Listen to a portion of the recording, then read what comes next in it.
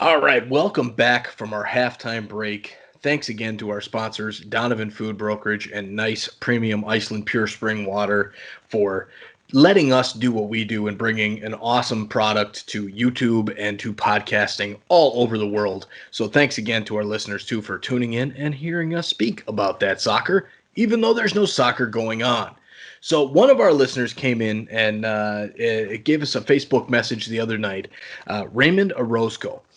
Very in-depth conversation about Liga MX and MLS and the Super League kind of discussion that we started last week, that we talked a little bit about, and he gave his takes on everything Super League, everything MLS, Liga MX, and we've started to have a lot more conversations with our listeners around Liga MX and kind of the MLS, that relationship and whatnot. So kind of a long story short with Raymond, he talked about all of the positives as well as some of the negatives that he sees with the Liga MX, MLS, Super League talk.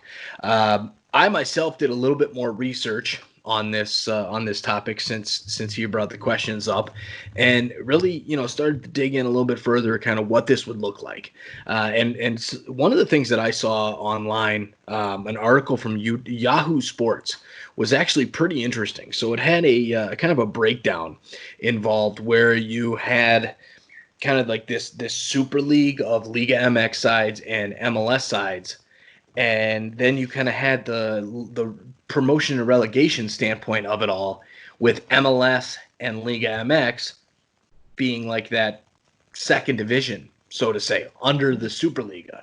So I called it Superliga because I was looking up Superliga as well today, that failed competition, which eventually now is just now the Leagues Cup, which we might be talking about in 10 years being a failed competition as well. Who knows? But overall, it kind of like took the top squads in MLS and Liga MX. So your Club Americas, your Tigres, your Monterreys, your Chivas in Mexico, as well as your Torontos, your New York, NYCFC, LA Galaxy, LAFC, those kind of the big time clubs that are spending a lot of money, and put them into this what's called like a Super League of MLS and Liga MX teams, but it's the North American Super League, right? And then they're going to play a 34 game schedule, home and home, and then it would, whoever was at the bottom of that league would then get relegated down to MLS or Liga MX.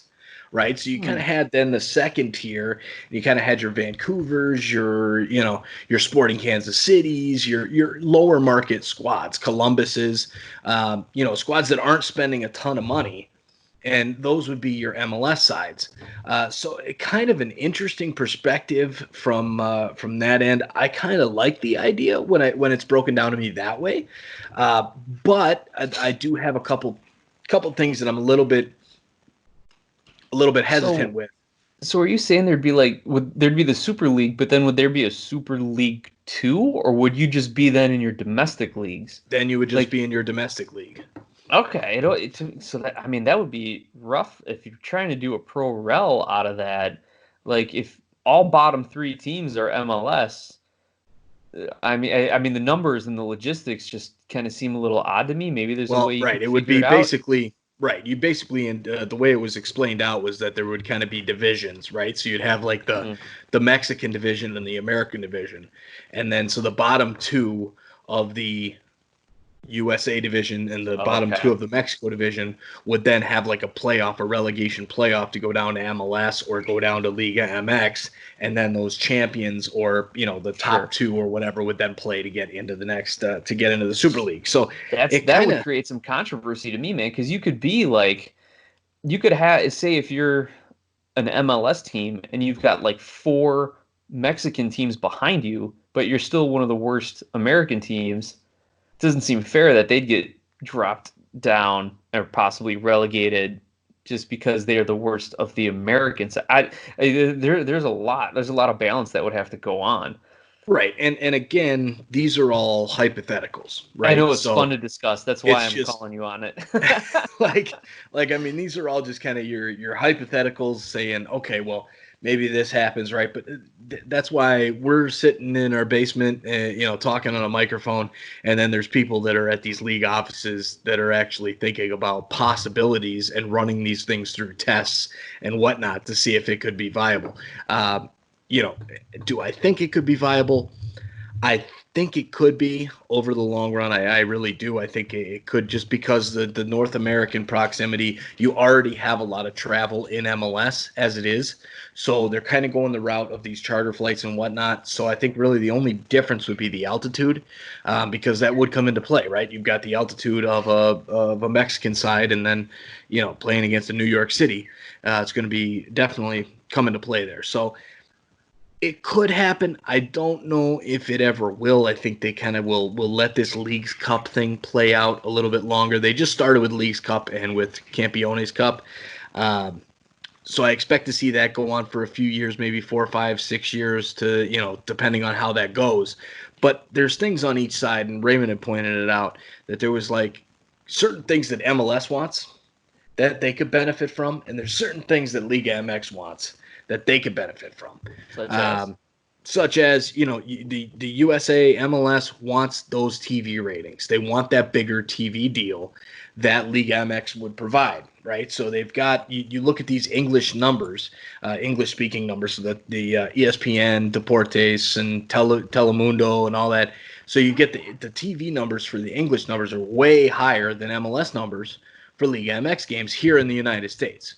So more people in the United States are watching Liga MX than they are MLS.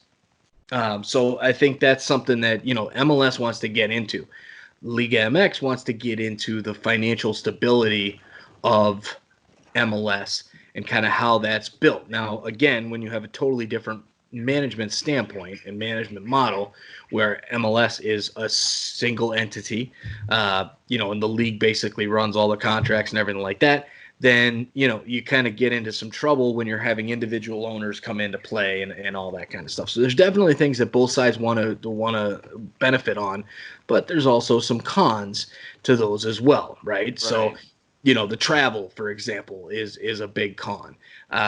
As well, all of a sudden you get teams involved. What if just logistically all these East Coast teams in MLS get promoted to the Super League, right? So it's all just NYCFC, Toronto, Orlando City, Atlanta, right? You're talking about huge gaps in time zones. You're talking about huge travel gaps. So there's lots of different things in play. So overall, I mean, I think it's something that they want to look at, but in the short term, sticking with the Leagues Cup and with Campeones Cup to try and draw those revenues in, and especially the All-Star game, there's been talk about that as well. I think that's kind of where they stay for now, but I could see it being kind of a possibility to become that top league, to kind of take some of the things that worked from Liga MX and some of the things that worked from MLS and kind of merge them together. Nick, what do you think? Sure. Yeah. To some of the points, like I mean, you're right. I think the Campeones Cup and the Leagues Cup, that's the test, right? That's to see how the teams can match up from a talent perspective and from a ratings perspective. It's a test to see logistically how we can get these teams back and forth and how they can play these games in different stadiums and work out security and safety, as well as maintenance of the fields, as well as, we've talked about adding another, 2 or 3 games for every team in each league to an already packed season. Some of the things that are going to have to get worked out. I think it's a cool idea. I really do. And we're having the conversation about it. And Raymond, very passionate about it. He sent us tons of info. He sent us a number of lengthy messages. Like, there's clearly an interest from both the fan perspective and the executive and ownership perspective. But you're right. The pros are there, man. Like, the MLS is going to get more ratings, and Liga MX is going to get their financial security if there's a merger. To me, there's 2 big things that kind of aren't taken in consideration that really need to be looked at. One, the financial stability of the MLS comes from its single entity structure. It comes from the fact that it is Major League Soccer LLC, and the individual clubs are franchises, not individually owned organizations, as with other American sports leagues. So the MLS has pretty much total control over top flight soccer in America, for better or worse. I don't want to get into that argument right now. That's a discussion we're not going to have right now. So if they're going to merge into some super league, like how does that happen? Like, you as a business owner in the MLS are taking an even greater risk, and it's the lack of that risk that has allowed soccer to grow so quickly and so bigly. Like, I mean, it's grown quickly and it's grown bigger because of the stability and the return on investment that these owners, these franchise owners, can have. So that's going to be kind of an issue to me. The other question I have is, why do we need it if we've got the Champions League, right? Like, if we're taking the top teams Right. from MLS and from Liga MX, as well as around North America, in the CONCACAF Champions League, like, how does that affect the Champions League? Would it kill it? Would it not be make a difference? Would I don't know? Would FIFA look at it differently? Would the Club World Cup look at things differently? Like, I don't know. I think that's a question that would have to be asked. So, to me, those are two kind of big considerations. A North American Super League could kill Champions League. It could kill the development of soccer in the Caribbean and in Central America, maybe even to a lesser degree Canada, because you're going to want to, like, not develop your Canadian Premier League. You're going to want to just get a couple teams into the Super League. So I don't know if it's good for soccer in North America in the long run. Maybe it's good for the MLS and Liga MX, but we'll see how well Leagues Cup go, and if the cash is flowing like the MLS executives want it to, like these Liga MX executives want it to, we'll see. And really, the pro rel discussion is interesting, because we just saw Mexico put a 5-year ban on promotion and relegation between their top two leagues because of the financial viability aspect of it. So, I mean, maybe Mexico is going to have to restructure their entire soccer infrastructure before we even get to a Super League. Yeah, definitely. And a couple things to note. One, with the Leagues Cup, you had mentioned before, with the travel back and forth for the Leagues Cup, all the games are in the U.S. So regardless, even the Ah, Tigres against Monterrey game or whatever it was in Houston. still Um, got to bring them up from Mexico, though. You're still traveling exactly. up. Though they've got to travel, but the MLS sides aren't traveling to Mexico. So as well, there's lots of pros and cons with this. I think it really just comes down to the main piece is, do you want to be like a top heavy league where you've got the top 4, top 5 teams like you see in Europe, England, Serie A, all those top leagues in Europe, they've got kind of the 3, 4 teams that are the big time power play guys, and then the rest of the guys just kind of want to be in the league, right? So do you want that in the USA, in America, with the way that sports kind of rolls here? Or do you want the competitive balance of the parity there is, which you're never going to see true 100% parity in MLS, because you're going to have teams that are going to outspend other teams, but it's still somewhat close. So a team like Columbus or a Kansas City can go up against your LA Galaxies and your Torontos and your New Yorks. So what is it that you're looking for with that? For me, in the USA, you kind of need that parity. That's what all of these leagues are built on. There's a reason why Major League Hmm. Baseball is the number one sport for baseball, league for baseball in the world, right? The Japanese league is close, but it's not quite there. The Mexican league's not there. The Cuban league isn't there. There's just not there. Basketball, for example, the European leagues, they're getting better, but a lot of their Right. top players all come over to the NBA Well, because we've there's been around a parity. lot longer too. Parity is Right. one thing, history is another. That's true. And in this case, the history goes over to the European sides and the worldwide sides. Like EPL's been around much longer. Well, English soccer as a whole has been around much longer than an MLS or American soccer, basically. So, you kind of get those kind of things merging together. But for me, in the US sports landscape, you need that parity, and that's something that might go away because of that. So that I don't know. I still, after looking into it, I like some of the ideas and I get excited about the thought of some of those ideas, but I'm still on the side of let it play out. I don't think it would kill Champions League, even if that did happen, because Champions League will be there. It's a FIFA recognized. It's gonna happen, right? You're gonna have maybe 4 Liga MX teams and 4 MLS teams like you did before. So I don't think that's an issue. That'll still be there, but I'm more for staying as is. Let's kind of give this a little bit of a trial run here with Leagues Cup and roll forward.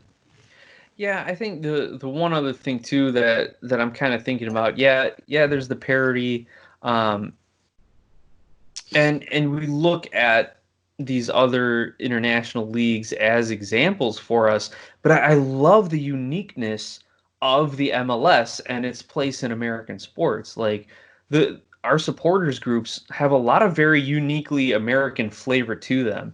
You know, we see the supporters groups overseas, we see kind of the things they do. We've adopted a lot of it, you know, some of the chanting, some of the tifos, you know, in stadium type celebrations and whatnot. But there's so much that's uniquely American.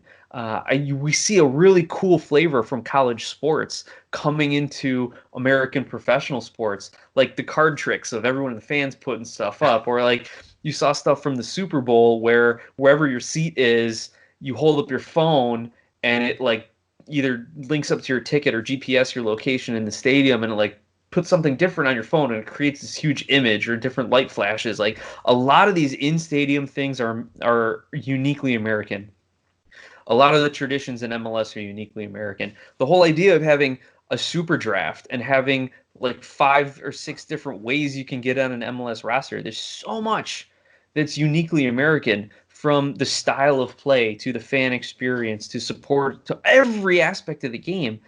I wouldn't want to lose that just to take over some extra ratings. Like the league is still growing. Like it's a good investment from a business perspective, and as a fan, it's well worth the investment of time and energy. I mean, even if your team loses, yeah, you're a little stressed out, and I know, Mike, when TFC, you know, loses a close one, it's kind of a rough week for you to get through it all. But like that investment is worth it, and I'd hate to see MLS lose a lot of its cultural gains just to get a few more viewers. Maybe I'm underselling a few more viewers if you're getting all, you know, if you're getting a chunk of Mexico. Yeah. But you get my point here. That's just Right. something that I wouldn't want to see us, you know, sacrifice. I don't want to be a sellout, Mike. I don't want to be a sellout. Well, neither one of us is going to make that decision for the league or the 2 leagues, so to say. So we'll leave that up to them. Yeah. We can, we can discuss it. And thanks again to Raymond Orozco for sending that message over and jumping on our podcast with some information. Definitely appreciate it, Raymond. Thanks for sending it over, and hope you enjoyed the discussion. And again, that opens the door for all of our listeners. If there's anything you want us to talk about, especially right now is the time with coronavirus and not playing any games at least through June 8th. Let us know what you want to hear, and we will get it out there and discuss it for sure. So moving right on, it's a little bit of USMNT talk. Zach Steffen. What's going on with Zach Steffen? I heard he's got a little bit of a knee issue again. Yeah, so he is, as you know, he is under contract with Man City, but out on loan to Fortuna Dusseldorf over in the German Bundesliga, top flight over in Germany. Currently, they are in a relegation battle. They are sitting third from the bottom. I think they have 20 teams, similar to the MLS, or no, 18 teams. They're sitting in 16th. 20 teams, similar to the MLS. Sorry, I was thinking a lot of European leagues. Anyway, point remains, Fortuna Dusseldorf sitting in 16th. German season, there was a lot of talk that they try to push through and get through a lot of the coronavirus moratorium stuff, but they ended up suspending the season. The teams are back training again, at the very least in small groups. I don't know if they're doing full team trainings yet. Zach Steffen, as it turns out, has an inner ligament injury, is how the team characterized it. An inner ligament injury in his knee.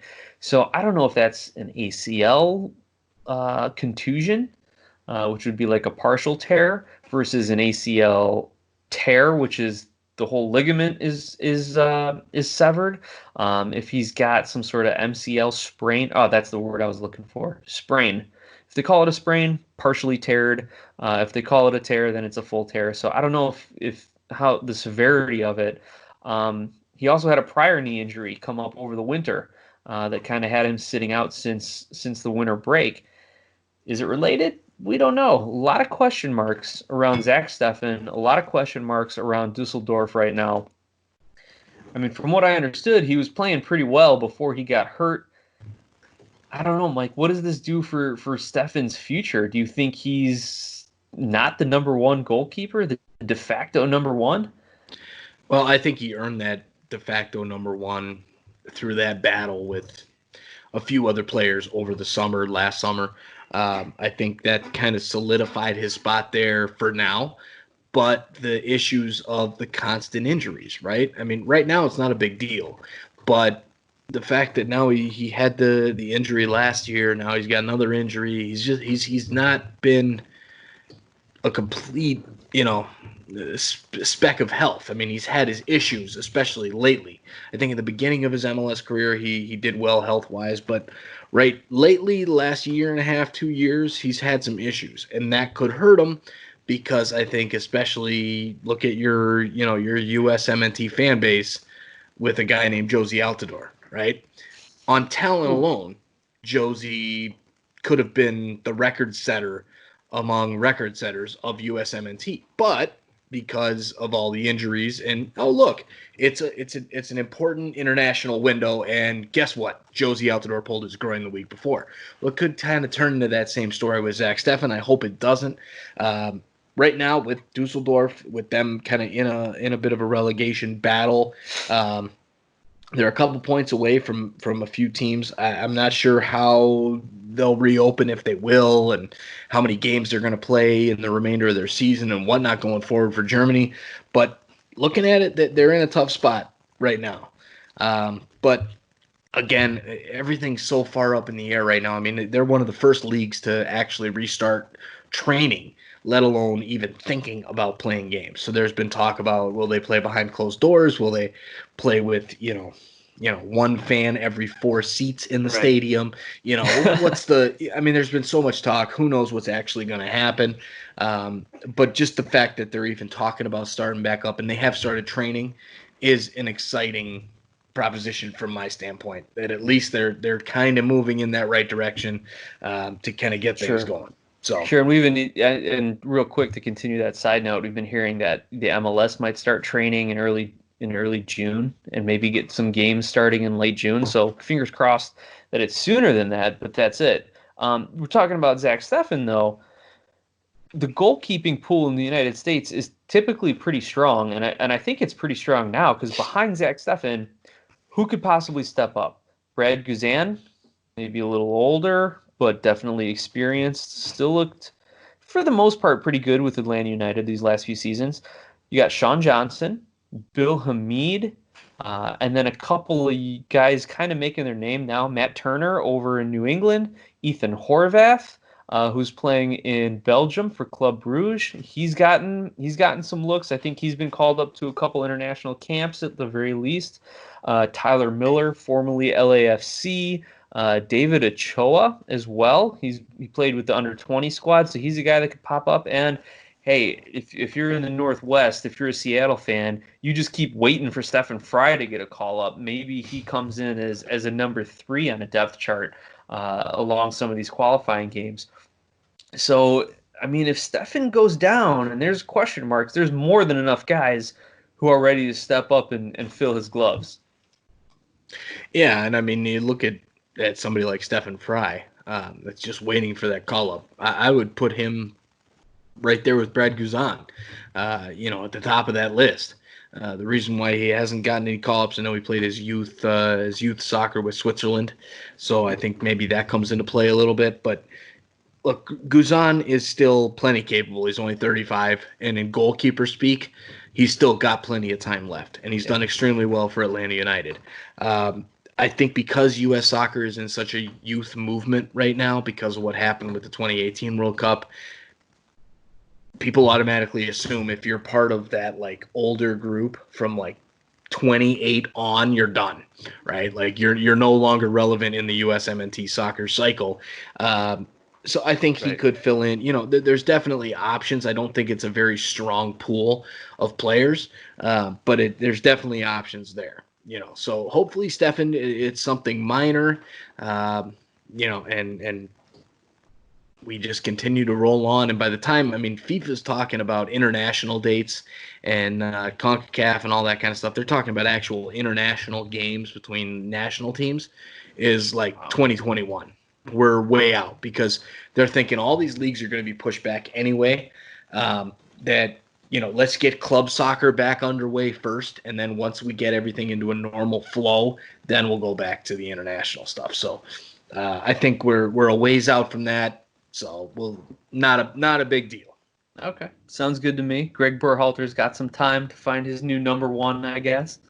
Which, yeah, speaking of that, everyone's bummed out because the Eredivisie, the Dutch league, decided that they're just going to call the season. Nobody wins. So poor Serginho Dest and Ajax, they do not get their league title. So unfortunately, he won't have that extra trophy to his name.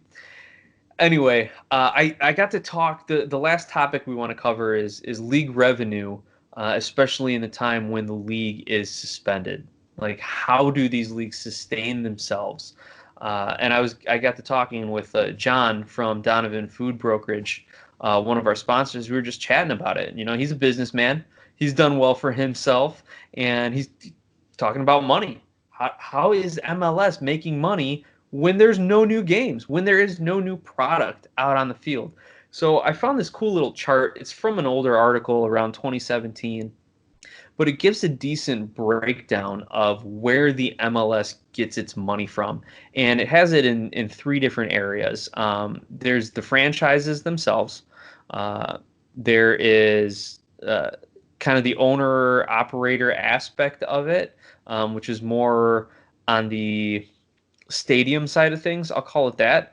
And then there's also some Soccer United marketing. So about 75% of everything that some markets and their profits go into MLS. So maybe that isn't taking a huge hit because people are still buying jerseys and doing everything else that is being marketed to, if not more so now than ever, because they don't have the day-to-day games, trying to keep that the MLS in people's consciousness.